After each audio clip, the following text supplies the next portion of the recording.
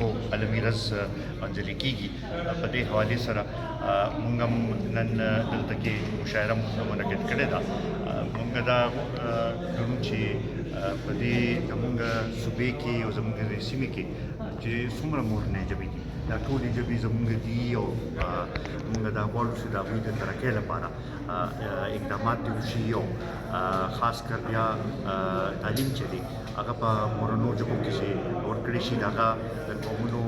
د ترقۍ لپاره لازمي دی او دغه پکار چې دې طرف ته موږ پوه دې سره سره موږ دا غواړو چې کوم شاعران دي ادیبان دي د هغوی دغه لپاره کوششونه وشي چې د هغوی کوم کتابونه دي کوم دغه دي چې هغه دې چاپ کړي شي چې زموږ را روان نسل چې دی هغه هم د مورنو ژبو باره کې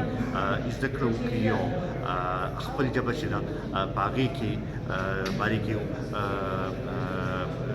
زده کړه وکړي او په هغې کې مخکې نور هم تاریخ هم خپل ووایي نور هم دغه وکړي. په دغې حوالې سره موږ دا غواړو چې مورنو ژبو یو اهمیت دی او هغې له توجه ورکولو ضرورت دی.